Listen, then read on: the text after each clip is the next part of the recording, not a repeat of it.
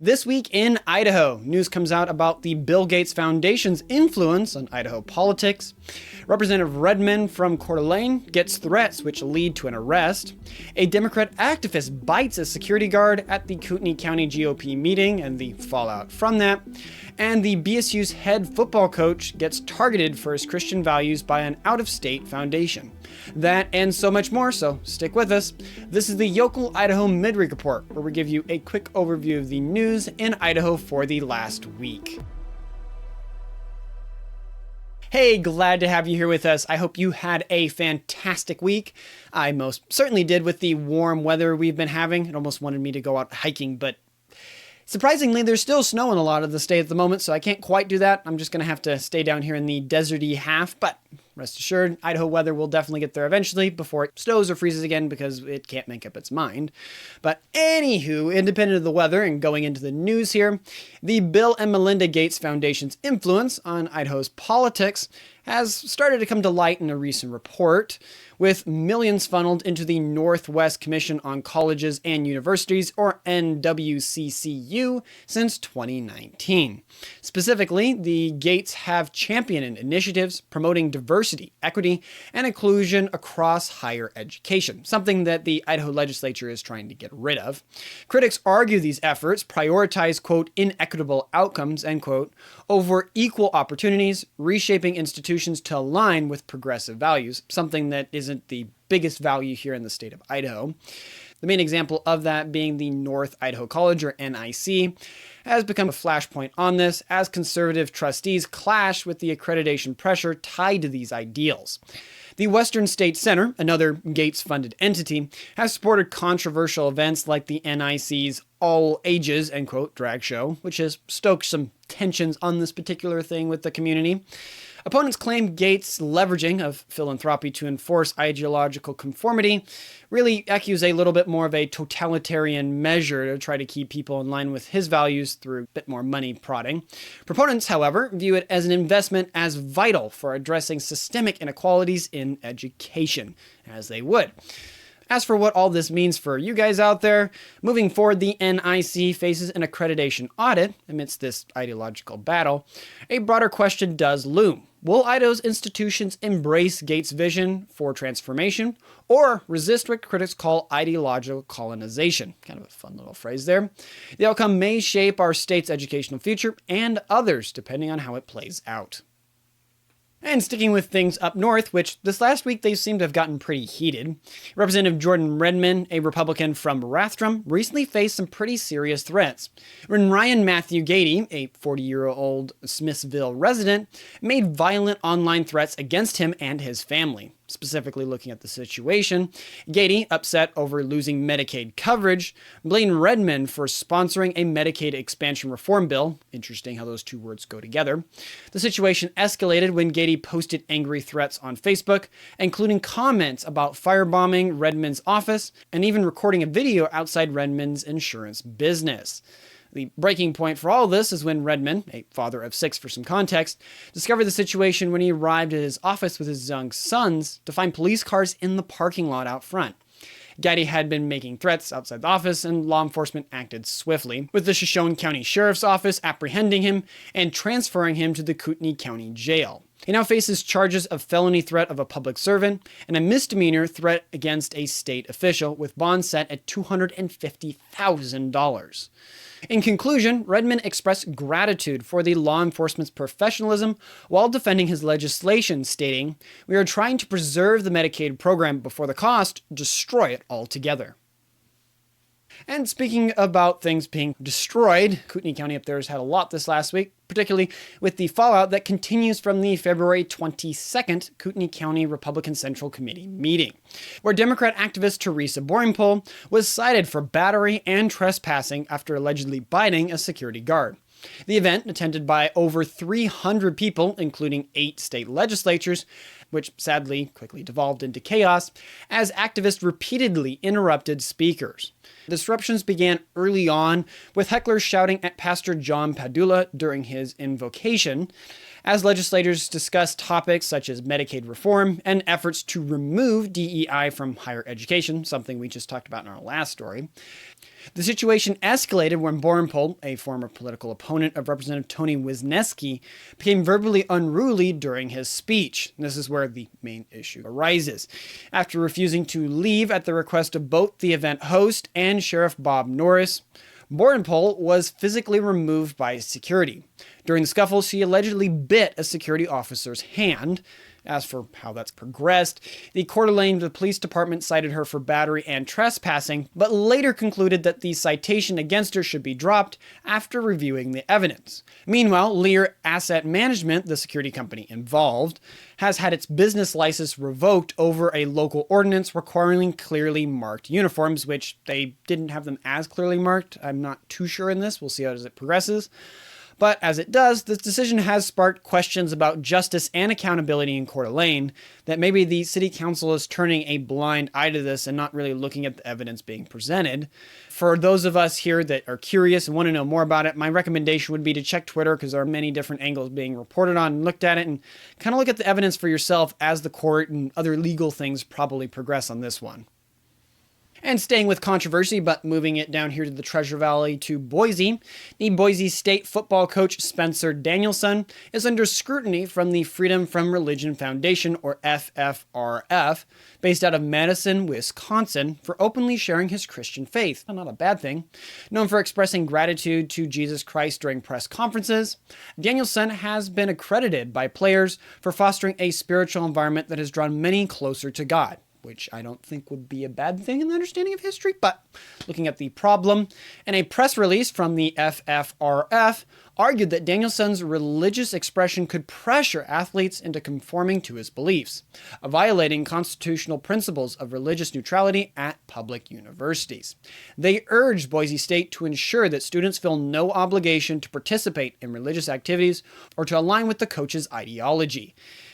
All that to say, looking forward, despite these claims, there is no evidence Danielson has coerced players into adopting his faith. Supporters argue his actions fall under First Amendment protections and question whether the FFRF is applying similar scrutiny to other ideological expressions of sports, considering Islam or Buddhism. Which, if you've liked our first section of the Midweek Report, do us a favor and hit the like button. Also, if you want to keep up to date on future ones that come out and some of our other content, hit the subscribe/follow button on YouTube, Rumble, or Twitter.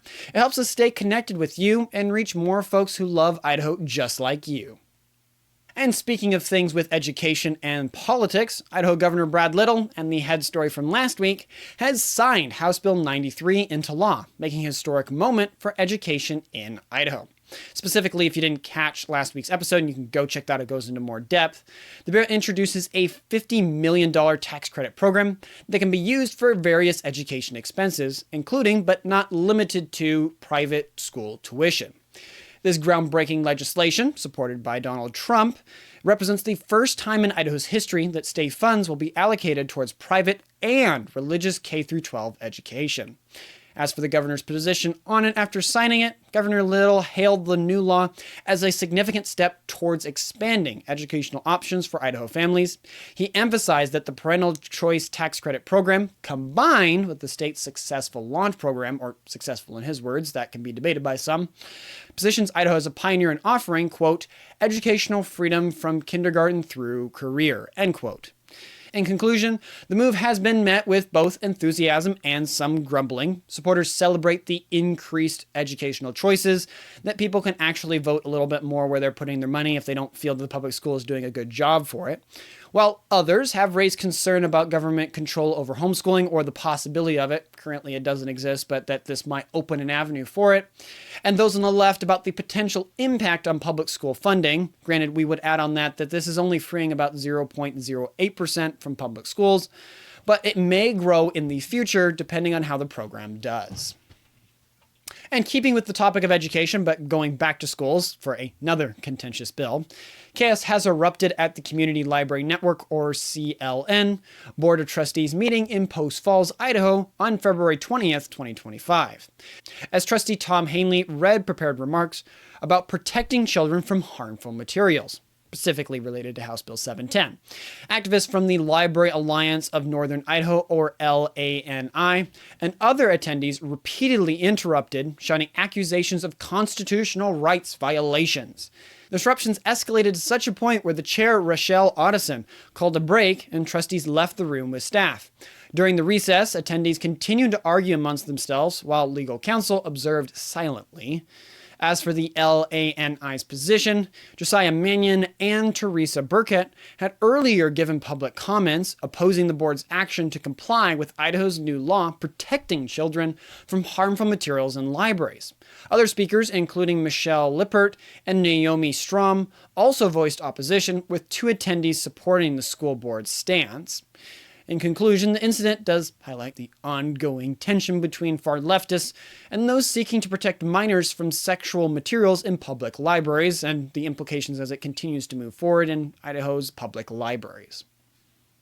And speaking of another bill that's supposed to stop indecent exposures, Idaho House Bill 270, aimed at updating the state's indecency exposure law, is making its way through the legislative process, which, it's not very strong at the moment, so any improvement would be better.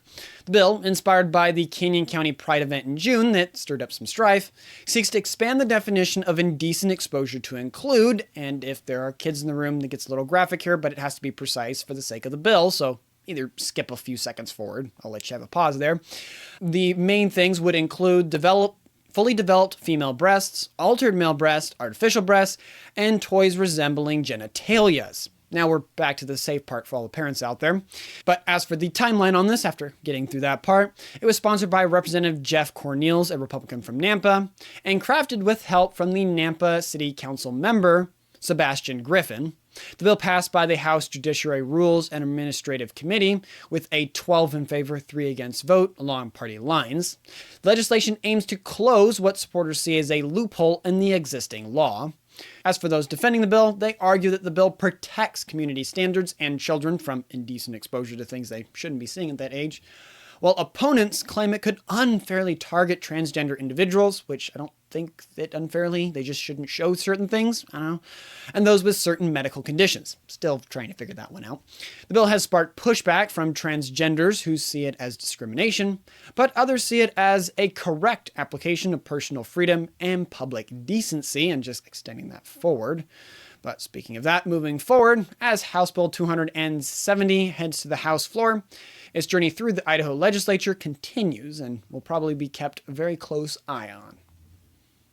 And stepping a little bit out of bills, but coming back to the races that put the lawmakers there that put those bills forward, Idaho lawmakers are responding to growing concerns about out-of-state money influencing local elections, with significant reforms to the state's 1974 Sunshine Laws. Specifically, if you aren't familiar with those, the 2024 election cycle saw $17 million spent in legislative races, with over $9.3 million dedicated to supporting or opposing candidates. Now, you might be wondering, where are these concerns coming from? Are they even grounded? Looking at the 2024 election, which is the most recent one, it saw about $17 million in little old Idaho spent on legislative races, with over $9.3 million dedicated to supporting or opposing candidates. Now, for the bills that are looking to try to solve this, there are 2 main ones, the first being House Bill 308 and House Bill 309, aimed to increase transparency while balancing free speech concerns, because that's always something you got to do there. Starting off with House Bill 308, it aims with legislative and local races to lower it about $10,000 for statewide offices and introduce a trigger mechanism to lift all limits if PACs exceed certain spending thresholds. Meanwhile, House Bill 309 strengthens lobbyist regulations by requiring weekly reports during the legislative session and a 48-hour disclosure for expenditures over $1,000. As the response on these 2 bills, House Speaker Mike Moyle emphasized that, quote, voters deserve to know, end quote, the sources and purposes of out-of-state funding. The Secretary of State, for his part, Phil McGrain, added that Idahoans have a right to know who is attempting to influence their opinions and lawmakers. Moving forward, though, these reforms represent Idaho's effort to preserve election integrity, while acknowledging the reality of modern campaign finances that oftentimes have out-of-state money coming in, and just trying to have a greater amount of transparency for voters so they can have an informed decision about what those candidates are being funded by. Hey there, 1 second. Has the show been valuable for you? If so, please don't hesitate to share it. Your shares can help us spread the word about our beautiful state and also help others like yourself stay engaged and informed about what's going on in the state that we all love. And speaking of money, the Idaho's Joint Finance Committee, or as it's otherwise known, JFAC, has voted along party lines to reject Governor Little's request for $15 million in funding for workforce housing development. What exactly does that mean? This decision marks a significant setback for government housing initiatives in the state, particularly following a previous program that utilized about $50 million in COVID relief funds to create about 1,100 housing units across 18 projects statewide. As for the reasons for it being shot down, Republican lawmakers, including Representative Cody Galloway and Representative Josh Tanner, expressed a preference for free market solutions and policy changes to address housing challenges rather than government intervention. They suggested alternatives such as lowering income tax rates and opening up more land for single-family developments rather than trying to put more money into a government system. But like most things, there was pushback. Democrats, however, voiced their disappointment with the cuts. Senator Melissa Wintrow criticized the decision to prioritize tax breaks over essential services, while Senator Ali Robe emphasized that the funding was not a handout, but a way to accelerate housing development through private investment and loan payments. And while on the topic of developments and something they usually destroy in their path, ag land, Idaho's Agriculture Protection Area Act, passed in 2024 if you missed it, a small one that came under the radar, is getting an update to further incentivize farmland preservation. Specifically looking at the update, it comes in the form of a new bill, introduced by Representative Kevin Andrus, aims to clarify aspects of the original act and create a mechanism for counties to provide yearly payments, wink wink, to landowners who establish in agricultural protection areas, or APASs. But if you don't know what all this act actually did, and that's fair because it flew under the radar there, it allows landowners with at least 5 acres of land used for agriculture or forestry for the past 3 years to voluntarily apply for an APA designation, which lasts about a minimum of 20 years. Counties must establish APA ordinances and commissions to review applications. As for what this update is doing to that, a proposal would allow county soil and water conservation districts to create APA funds, distributing at least 95% of the contributions to landowners with approved APAs on a per-acre basis.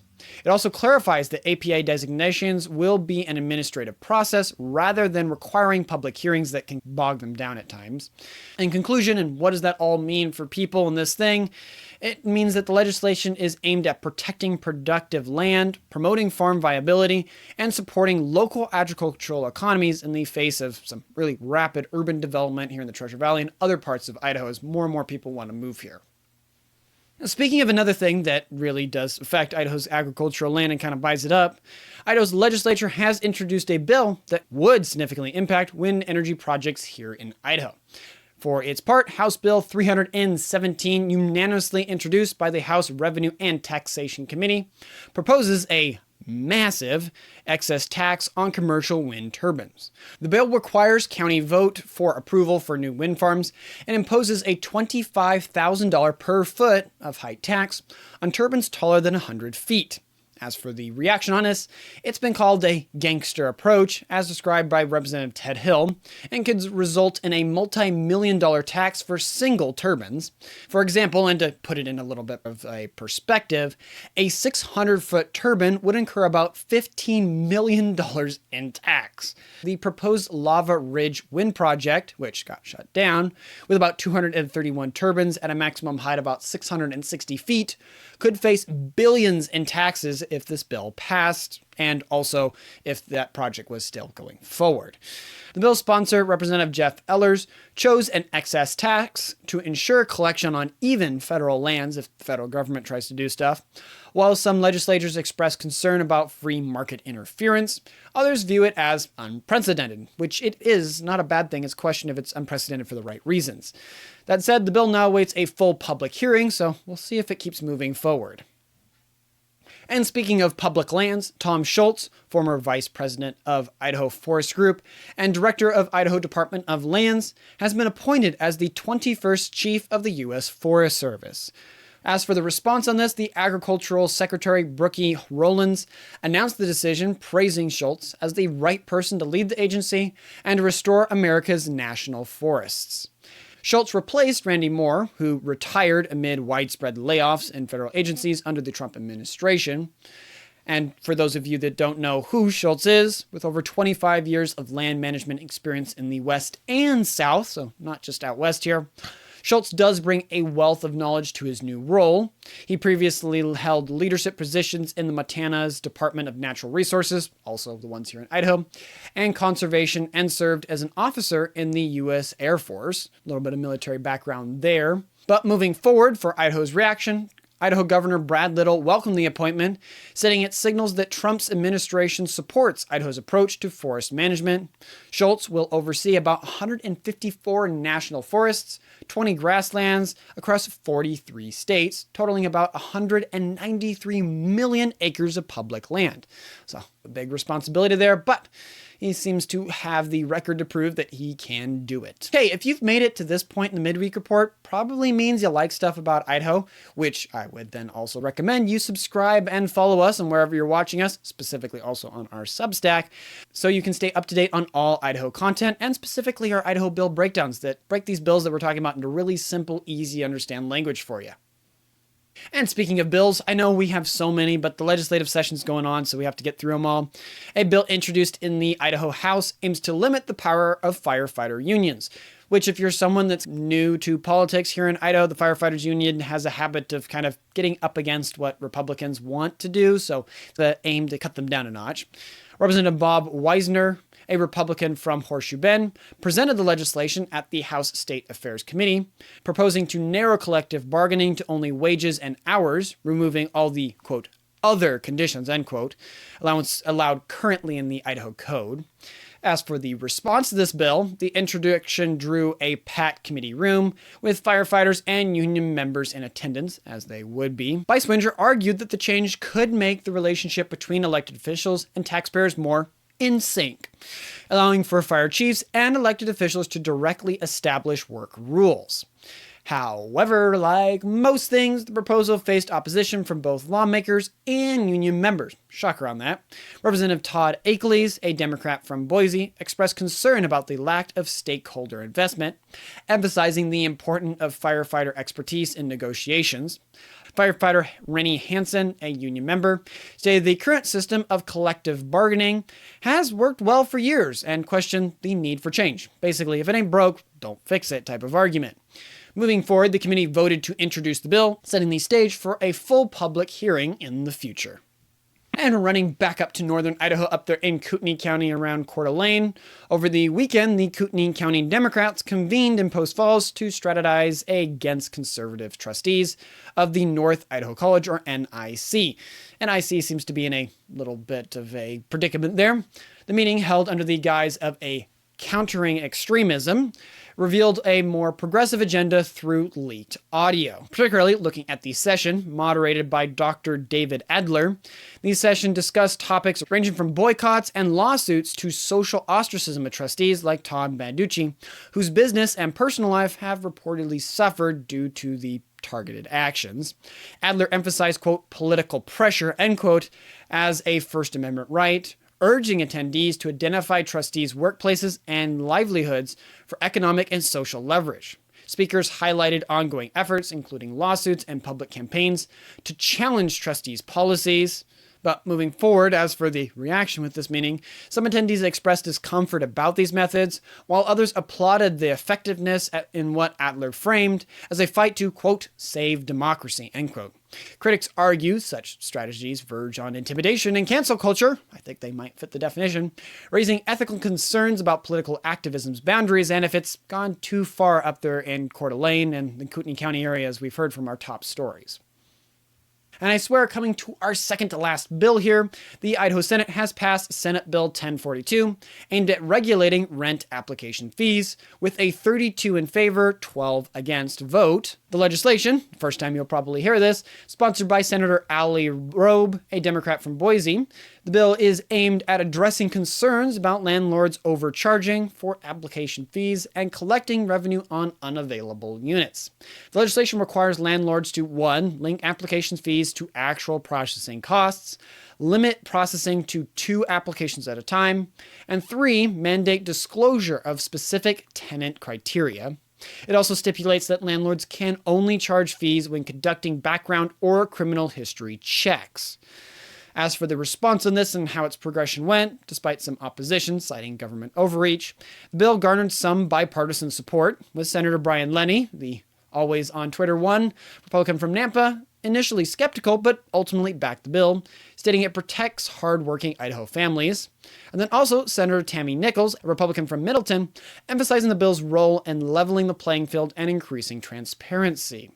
The bill now moves to the House and Business Committee for further consideration, which we'll see if it gets through that as well. But it is very interesting to see a bipartisan bill because sometimes they just very much die in the Idaho legislative process. The bill now moves to the House Business Committee for further consideration, which it is quite a unique bill to see a Democrat put one forward and it actually progresses through the Senate, and which is the hardest bit, now onto the House, which is a bit easier.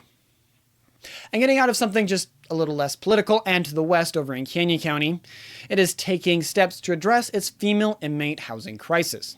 The Board of County Commissioners has initiated discussions on developing a new, permanent jail facility for women.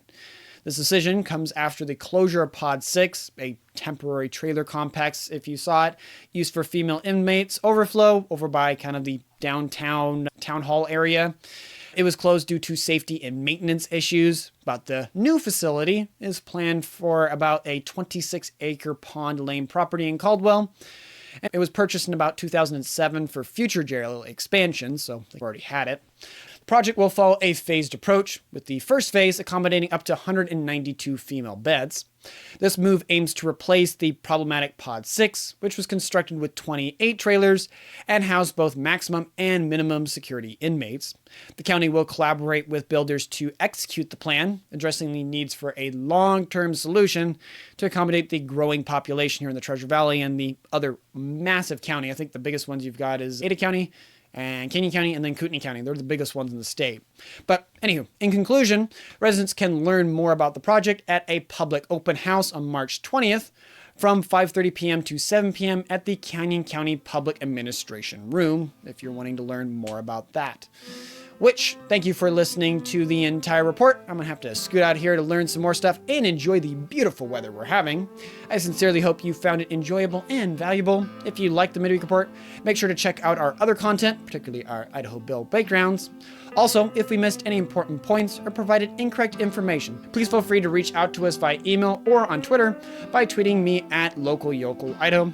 With the small team we have, we're not able to cover everything, but we do our best to cover the most interesting and important stories.